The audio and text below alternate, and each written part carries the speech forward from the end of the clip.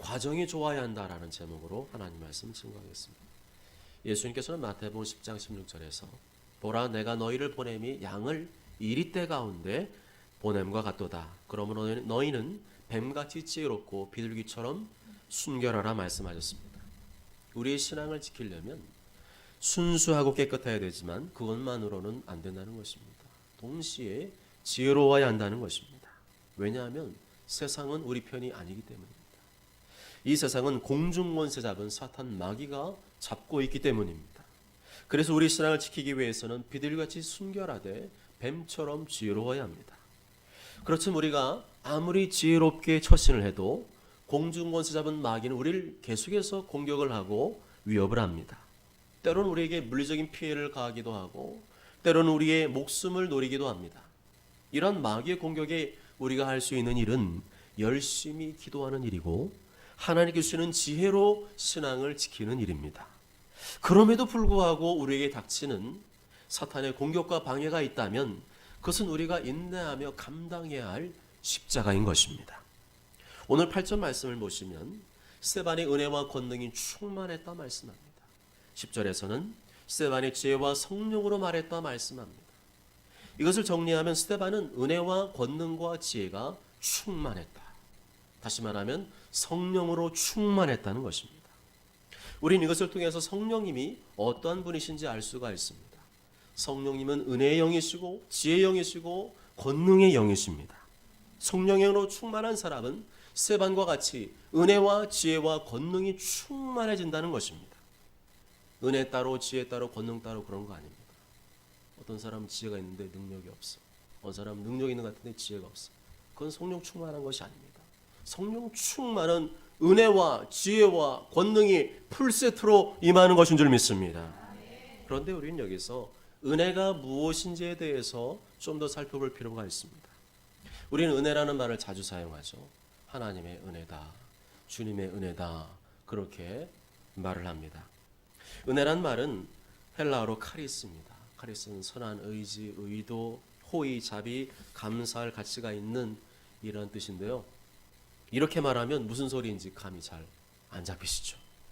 은혜란 말은 한마디로 말하면 하나님께서 베푸시는 모든 것을 말합니다. 아멘.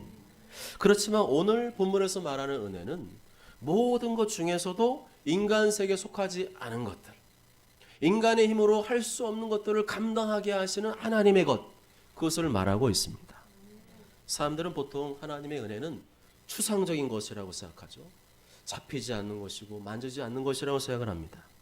그러나 그렇지 않습니다. 오늘 말씀 보면 하나님의 은혜는 내 손에 쥐어지는 것이고 온몸으로 체감하는 것입니다. 실제로 내 삶 가운데 일어나는 것임을 말씀해주고 있습니다. 그런데 이런 하나님의 은혜가 실제로 어떠한 방식으로 일어나느냐? 오늘 말씀에 성령님을 통해서 일어난다고 말씀합니다. 예수님께서는 제자들에게 성령님을 강조하시고 하늘로 승천하셨습니다. 딱 잘라 말해서 너희들은 성령님이 아니면 안 된다는 것을 말씀하시고 올라가셨습니다. 예루살렘을 떠나지 말고 내게서 들은 바 아버지께서 약속하신 것을 기다리라. 오직 성령이 너에게 임하시면 너희가 권능을 받고 예루살렘과 온 유대와 사마리아와 땅끝까지 이르러 내 증인이 되리라. 그리스도인이 되는 것도 성령으로 되는 것이고 그리스도인으로 사는 것도 성령으로 된다는 것입니다. 아멘. 그래서 성령으로 거듭나지 못한 사람은 하나님 나라를 볼 수가 없고 성령으로 거듭났어도 성령으로 살지 않는 사람은 육체를 따라 살게 되어 있는 것입니다. 나는 왜 이렇게 육체를 따라 사는가? 나는 왜 기도하고 말씀을 묵상하는 것보다 맛있는 음식 먹는 게 더 좋은가? 나는 왜 예배 드리고 봉사하고 전도하는 것보다 따뜻한 아랫목에 누워서 TV나 보고 스마트폰 보는 게 더 좋은 것인가? 성령으로 거듭나지 않았거나 성령으로 거듭났어도 성령으로 살지 않기 때문입니다. 성령님은 기도와 말씀을 통해 임하시는데 기도도 안 하고 말씀을 묵상하지 않으면 성령 임하시지 않고 결국에는 내 육체가 원하는 대로 살 수밖에 없는 것입니다. 성령님이 임하지 않는다는 것은 오늘 말씀에 의하면 은혜가 임하지 않는 것을 말합니다. 예수님께서 하늘로부터 승천하시면서 우리에게 말씀하신 내용이 바로 그것입니다. 내가 하나님의 은혜를 너에게 부어주는데 그 은혜는 바로 성령이시다. 그런데 이 성령님을 구하지 않으니까 하나님의 은혜도 임하지 않는 것입니다. 성령님이 임하지 않는데 어떻게 영의 일을 따르겠습니까? 신앙생활은 육체의 일입니까? 영적인 일입니까? 영적인 일이잖아요.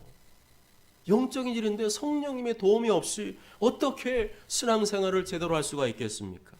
어떻게 성령님 없이 내 혼자 힘으로 신앙생활을 할 수가 있겠습니까? 로마서 8장 5절 이하에 보면 육신을 따르는 자는 육신의 일을, 영을 따르는 자는 영의 일을 생각하나니 육신의 생각은 사망이요 영의 생각은 생명과 평안이니라. 육신의 생각은 하나님과 원수가 되나니 이는 하나님의 법에 굴복하지 아니할 뿐 아니라 할 수도 없습니다. 육신에 있는 자들은 하나님을 기쁘시게 할 수 없느니라 말씀합니다. 왜 내 속에는 평안이 없는가? 기쁨이 없는가? 생명이 없는가? 성령님이 임하시지 않기 때문입니다. 날마다 깨어서 기도하고 말씀을 묵상하지 않기 때문입니다. 예배 드리지 않고 기도에 참여하지 않기 때문입니다. 하더라도 마음을 다하여 전심으로 참여하지 않기 때문입니다. 그런 사람에게는 성령님이 임하시지 않기 때문에 신앙생활 곧 영의 일을 감당할 수가 없습니다. 순종이 안 되고 복종이 안 되고 굴복이 안 됩니다. 할 수도 없습니다. 이렇게 말씀하죠. 성령으로 거듭났지만 여전히 육체의 일을 생각합니다. 세상에서 성공하고 부자 되는 것만을 생각합니다. 그것이 바로 성령 충만하지 않은 사람들의 특징입니다. 그러한 세상의 일, 육체의 일만을 쫓아가는 사람이 하나님을 기쁘시게 하는 일을 할 수 있을까요? 전부 다 자기를 기쁘게 하고 내 아내를 기쁘게 하고 남편을 기쁘게 하고 부모를 기쁘게 하고 자식을 기쁘게 하는 일밖에 더 하겠습니까? 그러면 하나님은 뭐가 되는 겁니까? 하나님이 내 인생의 주인이 아니잖아요. 신앙생활 무엇을 위해 하는 겁니까? 하나님을 이용해서 내가 성공하고 부자 되려고 하는 것 아닙니까? 그것은 성경과 정반대의 길로 가고 있는 것입니다.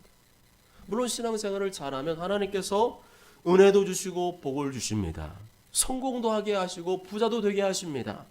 그러나 거기에 마음이 가 있고 거기에 목숨을 거는 사람은 육체의 사람이지 성령의 사람이라고 할 수가 없는 것입니다. 육체의 사람이라는 말은 하나님의 사람이 아니라는 말입니다. 예수님 믿고 성령으로 거듭나 그리스도인이 되었어도 항상 육체의 일만 쫓고 육체의 일만 따라가는 사람은 하나님 뜻대로 산 인생이 아니기 때문에 마지막 날의 심판을 피할 수가 없을 것입니다. 성령으로 충만한 사람은 그렇게 살라고 옆에서 자꾸 옆구리를 찔러도 그렇게 살 수가 없습니다. 왜냐하면 성령님께서 내 마음을 계속해서 충동질하시기 때문입니다. 성령께서 자꾸만 지은 죄를 회개시키시고 그렇게 살면 안 된다고 하나님 뜻을 이루며 살도록 계속 내 마음을 감동하시기 때문입니다. 성령님이 임하시면 내 육체의 욕망보다 육체일보다 하나님을 기쁘시게 하는 것이 자기의 기쁨이 됩니다. 주님의 교회와 복음을 위해 사는 게 기쁨이 됩니다. 세상 일을 하면서도 그곳에서 예수님을 나타내고 전하는 것이 일하는 기쁨이 됩니다. 그런 마음이 안 생기거나 거부감이 든다면 그 사람은 성령의 사람이 아닐 것입니다. 성령으로 거듭났어도 하나님의 뜻대로 하나님의 나라를 위해 행하지 않는 사람은 예수님 말씀에 의하면 불법의 사람인 것입니다. 마태복음 7장 23절에 내가 너희를 도무지 알지 못하니 불법을 행하는 자들아 내게서 떠나가라 하리라. 하나님의 자녀가 육체의 일, 곧 자기 자신의 생각과 뜻을 따르고 죄를 짓는 일은 불법입니다. 하나님의 자녀는 성령을 따라야 합니다. 하나님의 자녀는 성령을 따라 하나님을 기쁘시게 하는 것이 내 인생의 보람이 되어야 합니다. 다시 말하면 하나님께서는 너 예수님 믿어? 그래 믿는구나. 내 속에 있는 믿음만 보시는 것이 아니라 우리 인생의 모든 과정을 보시겠다는 것입니다. 하나님의 자녀가 되어서도 과정은 다 생략하고 천국에만 들어가면 된다는 생각을 가진 사람을 걸러내시겠다는 것입니다. 성경에 보면요, 걸러내겠다, 골라내겠다, 솎아내겠다 그런 표현이 굉장히 많이 나옵니다. 그것은요, 예수님 안 믿는 사람을 가리켜서 말하는 것이 아니라 예수님 믿는데 하나님의 자녀인데도 그렇게 육체를 따라 살았던 사람들 솎아내겠다는 것입니다. 그래서 신앙생활은 시작도 중요하지만 과정이 중요합니다. 과정이 잘못되면 나중에 결과는 말할 것도 없는 거예요. 과정이 좋으려면 성령님이 임하셔야 합니다. 정상적인 그리스도인으로 살기 위해서는 성령으로 충만해야 될 것을 예수님께서 당부하셨습니다. 오직 성령이 내게 임하시면 너희가 권능을 받고 온 유대와 예루살렘과 사마리아 땅까지 이르러 내 증인이 되리라.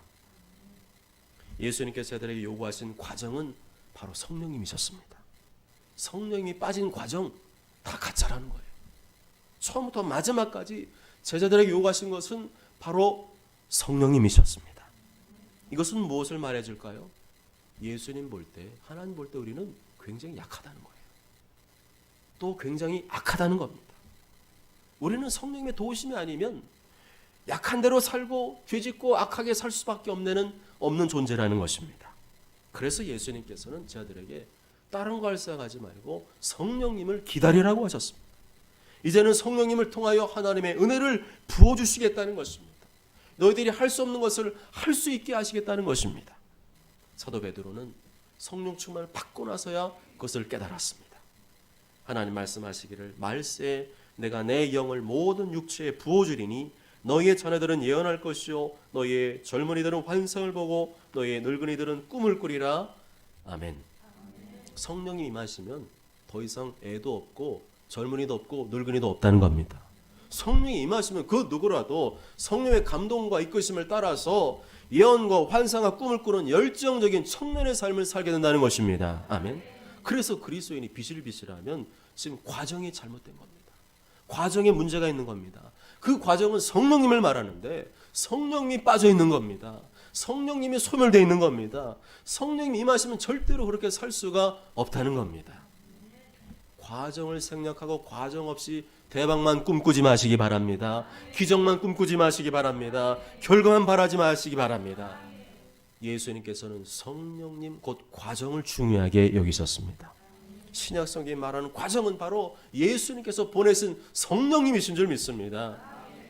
신천지는 성경의 문맥의 흐름과 상관없이 자기 마음대로 갖다 붙여서 해석을 잘합니다.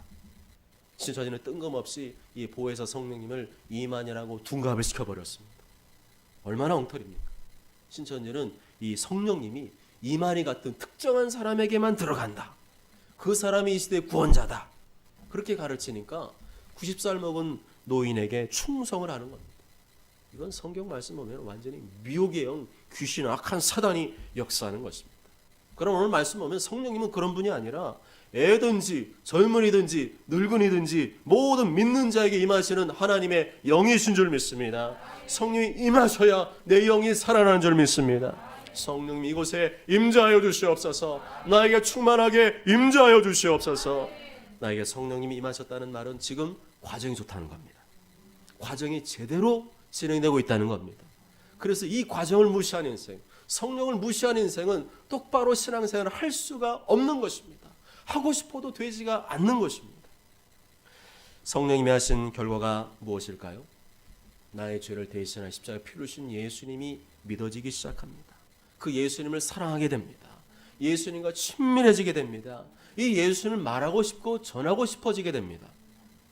여러분은 예수님을 말하고 싶고 전하고 싶어지십니까? 사도 바울처럼 스데반처럼 살고 싶으십니까?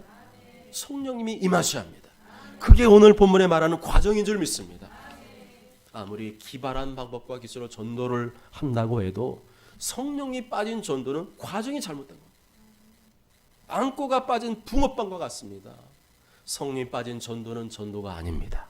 초대교회는 그런 전도한 적이 없습니다.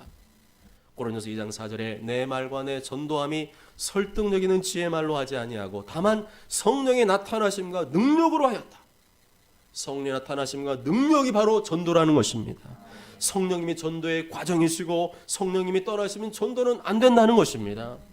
이러한 성령 충만의 과정을 제대로 거친 스데반, 이 스데반은 은혜와 권능과 지혜가 충만하여 큰 기사와 표적을 행했던 것입니다. 큰 기사와 표적은 영어로 Great Wonders and Signs입니다. 스데반의 사람들이 굉장한 기적과 표적을 행했다는 것입니다. 이러한 굉장한 기적과 표적을 보여주었다는 말은 성령님이 살아계심, 성령님의 일하심을 보여주었다는 것입니다. 스데반 속에 성령님으로 충만하니까 과정이 똑바로 되어 있으니까 예수님의 이름 명령 선포할 때 성령님이 나타나신 줄 믿습니다. 그런데 2절에 보면 이런 굉장한 기적과 표적을 보고도 태클을 거는 사람들이 등장하고 있습니다. 그들은 자유민들, 곧 로마 시민권자들을 말하죠. 그리고 구레네, 알렉산드리아, 길리기아, 아시아 등의 외국에서 온 유대인들이었습니다. 그들은 스데반을 통하여 일하시는 성령님의 굉장한 기적과 표적을 보고도 믿지 않았습니다. 수많은 병자들의 고침을 받고 수많은 귀신들이 떠나는 것을 보았음에도 그들은 받아들이지 않았습니다. 도리어 저게 뭐야? 어떻게 저런 일이 생기는 거지? 하면서 의심하며 따졌습니다. 굉장히 마음이 강팍하고 완고한 자들이었습니다. 지금 이 시대에 이러한 성령의 역사가 나타났음을 보고도 그게 맞는 거냐 틀리는 거냐 신학적으로 옳은 거냐 그런 것이냐 하는 사람이 있다면 그런 소리는 들을 가치가 없는 줄 믿습니다. 하나님께서는 그 어떤 인간에게도 성령님의 역사를 제한할 권리를 주신 적이 없는 줄 믿습니다. 성경에 기록된 말씀보다 자신의 머리와 이성과 교리와 신학을 더 믿는 교만한 자들은 마지막 날에 반드시 심판을 받을 것입니다. 마가복음 3장 28절 29절에 내가 진실로 너희에게 이르노니 사람의 모든 죄와 모든 모독하시는 일은 사하심을 얻되 누구든지 성령을 모독하는 자는 영원히 사하심을 얻지 못하고 영원한 죄가 되느니라. 아멘. 이 스데반을 대적하는 자 사이에 논쟁이 벌어졌습니다. 말다툼이 벌어졌습니다. 누가 이겼을까요? 누구의 말이 더 지혜로웠을까요? 누구의 말이 더 강력했을까요? 스데반이었습니다. 최소한 몇 대 1, 몇십 대 1로 논쟁이 벌어질 텐데 스데반이 그들을 이겼습니다. 어떻게 스데반이 그 많은 사람들과 상대하여 말로써 이길 수 있었을까요? 그것은 10절 말씀대로 스데반이 성령님의 지혜로 충만했기 때문입니다. 성령님께서 스데반의 입을 통하여 말하게 하셨기 때문입니다.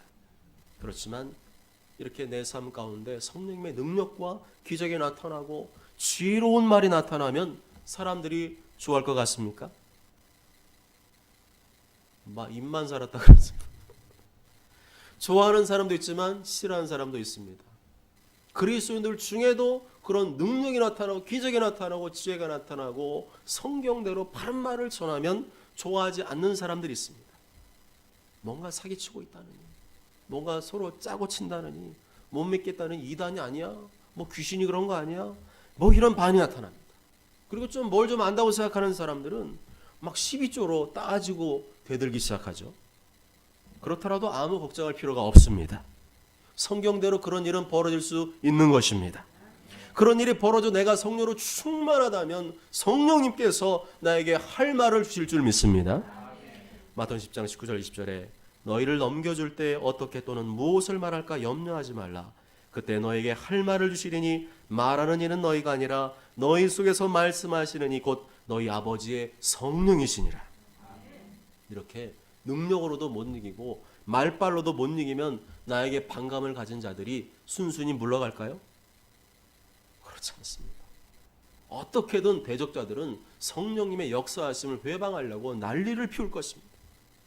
그것이 누구의 속성인가요? 사탄의 속성이죠. 사탄은 끈질깁니다. 물러서지 않습니다. 내가 이렇게 잘하면 이제는 잘하겠지. 일장춘몽입니다. 사단이 얼마나 끈질긴지 모릅니다. 사단이 뭔가 말빨로 치고 하나님의 능력으로 밀리기 시작하면 분해가지고 자기 사람들을 모으기 시작합니다. 자기 사람들의 마음을 감동해서 충동질하기 시작합니다. 그게 바로 11절에 14절까지의 말씀이죠. 11절에 14절까지 함께 읽습니다. 시작. 사람들을 매수하여 만하게 하되 이 사람 모세와 하나님을 모독하는 말을 하는 것을 우리가 들었노라 하게 하고 백성과 장로와 서기관들을 충동시켜 와서 잡아가지고 공회에 이르러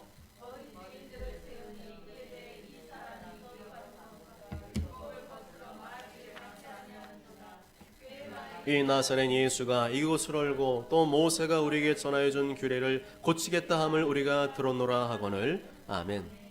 스데반을 공격하던 사람들이 능력으로도 안 되고 말빨라도 이길 수가 없으니까 악한 방법을 동원하기 시작합니다. 사단의 역사죠. 11절에 보면 사람들을 매수했다 말씀하죠. 사람들을 매수했다는 말은 어떤 사람들에게 돈을 많이 줘서 거짓말을 하라고 시킨 것입니다. 돈에 약한 사람이 있습니다. 다른 것은 강한데 돈 앞에서는 쫄장부가 되는 사람이 있습니다. 그것이 진리고 하나님의 말씀이라고 할지라도 돈 더 준다고 하면 꼬랑지를 싹 내리는 사람이 있습니다. 그런 사람은 사탄의 도가 될 가능성이 높습니다. 돈만 많이 주면 하나님이고 뭐고 없습니다. 돈만 많이 주면 거짓말도 서슴없이 합니다. 돈만 많이 주면 사실과 다르게 말하기를 주저하지 않습니다. 그런 사람이 성경에 보면 가룟유다이고 마귀라고 말씀합니다. 요한복음 6장 70절에 예수께서 대답하시되 내가 너희 12를 택하지 아니하였느냐 그러나 너희 중에 한 사람은 마귀니라. 가룟유다 같은 사람은 마귀라는 거예요. 하나님 안 좋아하고 돈 좋아하는 사람, 돈만 넣어주면 진리고 뭐고 교회고 뭐고 다 내팽개치는 사람, 이런 사람이 성경에서는 가룟유다이고 마귀라고 말씀합니다. 12절에 돈을 많이 받은 사람들이 백성과 장로들 그리고 서기관들 율법을 전문적으로 공부하니 학자들의 마음까지 충동질했습니다. 얼마나 그 사람들의 마음을 선동을 잘하는지 사람들이 그 말 듣고 헷갈하겠다는 거예요. 다음 주 4.15 총선 투표 때 이런 사람들은 절대로 찍어서는 안 됩니다. 거짓말을 진짜처럼 말하고 정의도 없고 양심도 없고 윤리도 없고 오로지 자신의 기득권과 권력만을 추구하는 사람은 절대로 찍어서는 안 됩니다. 스데반을 대적하는 사람들이 스데반이 하지도 않은 말을 했다고 막 선동질을 합니다. 스데반을 죽이려고 사형죄에 당하는 말을 갖다가 갖고 와서 하지도 않았는데 했다고 뒤집어 씌우고 있습니다. 그 제목은 신성모독죄였습니다. 신성모독죄는 당시 유대인들에게 심각한 죄였습니다. 성전과 율법과 예루살렘을 공격하는 일은 사형에 처한다고 말했던 죄목이었습니다. 거짓 선동자들은 스데반의 입을 다물게 하기 위해서, 스데반을 죽이기 위해서, 스데반을 통해 하나님의 능력이 나타나지 않도록 하기 위해서 거짓 선동을 했던 것입니다. 여러분 같으면 이런 사람을 만나면 뭔가 잘못되어 있다는 생각이 들지 않겠습니까? 괜히 성령 충만 받아가지고 이런 어려운 일을 만나게 되었다고 생각하지 않으시겠습니까? 아닙니다. 이것은 성령 충만 받은 자가 겪는 정상적인 과정인 줄 믿습니다. 성령 충만하면 은혜와 권능과 지혜가 충만하여 놀라운 기적과 표적을 행하게 됩니다. 사람과 논쟁이 벌어져도 성령께서 말하게 하심을 따라 지혜롭게 말하게 됩니다. 그러나 그것만이 성령 충만이라고 생각하면 안 됩니다. 그 다음에 벌어지는 일도 있습니다. 박해와 공격과 회방이 있습니다. 내가 기도하기 시작하면, 내가 성령으로 충만해지면 성령님의 은혜와 권능도 나타나지만 그것을 회방하고 중단시키려고 하는 사단의 역사도 동시에 나타난다는 것입니다. 그럴 때 당황하지 말고 무덤덤하시기 바랍니다. 성경 그대로구나, 성경대로 올 것이 왔구나 생각하시기 바랍니다. 인간적으로 상황을 받아들이면 주저앉게 됩니다. 편하가 쉬운 쪽으로 타협하게 됩니다. 하나님께서 기뻐하지 않는 쪽을 택하게 됩니다. 그것은 사탄이 기뻐하는 일입니다. 성령 충만하여 하나님 뜻대로 행하다가 당하는 어려움과 고난은 내가 짊어져야 할 십자가인 줄 믿습니다. 십자가라고 생각을 해야 되지, 하나님 내가 열심히 했더니 그냥 더 어려움이 생기네요, 이제는 하나님 열심히 안 할게, 이거는 사단에게 속은 겁니다. 그런 어려움과 고난도 없이 하나님 뜻이 쉽게 이루어질 것이라고 생각하셨습니까? 우리는 십자가에 고통당하신 예수님의 제자들인 줄 믿습니다. 예수님이 당하신 그 고난과 박해도 우리가 하나님 뜻을 행하다 보면 당할 수 있는 줄 믿습니다. 그것을 받아들이고 십자가 짊어지고 이겨내는 것이 하나님 뜻이고, 그렇게 했는데 내가 목숨을 잃게 되면 그냥 순교하는 겁니다. 아멘? 순교하면 어디입니까? 천국이죠. 천국 맨 앞자리입니다. 맨 앞자리. 할렐루야. 손해볼 게 하나도 없습니다. 온갖 모함과 조롱과 박해와 공격이 있어도 끝까지 하나님 뜻을 이루기 위해서는 뭐가 필요하다는 겁니까? 성령 충만이 필요하다는 것입니다. 성령님만이 그 어떤 어려움과 고난도 이기게 하시는 과정이 되시고 능력이 되신 줄 믿습니다. 그래서 그리스도인의 인생은 한마디로 성령님이 전부입니다. 15절 다 함께 읽습니다. 시작. 공회 중에 앉은 사람들이 다 스데반을 주목하여 보니 그 얼굴이 천사의 얼굴과 같더라. 아멘. 그렇게 대적자들이 스데반을 때려잡으려고 난리를 피웠지만 스데반의 마음은 조금도 흔들리거나 요동하지 않았습니다. 도리어 스데반의 얼굴을 보니까 마치 천사의 얼굴처럼 환하게 빛나고 있었습니다. 무슨 말입니까? 스데반은 과정에 충실했다는 겁니다.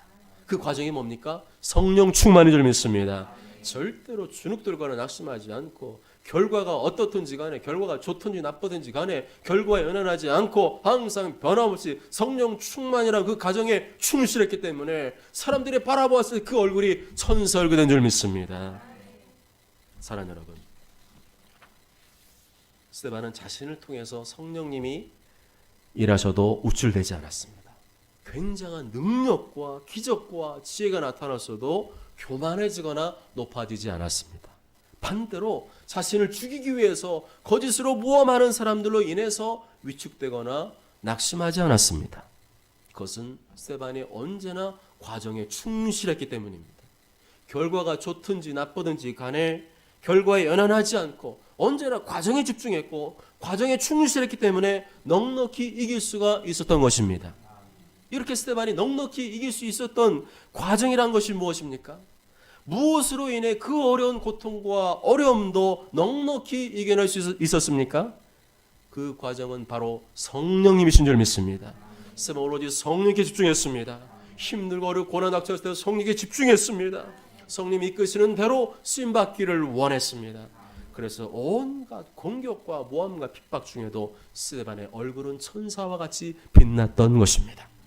그렇습니다. 모든 그리스도인의 인생의 처음부터 마지막은 성령님이십니다. 성령으로 시작해서 성령으로 마치는 것입니다. 오로지 성령께 집중하고 성령 충만하여 사는 것, 그것이 바로 성공적인 그리스도인으로 사는 인생의 과정인 줄 믿습니다.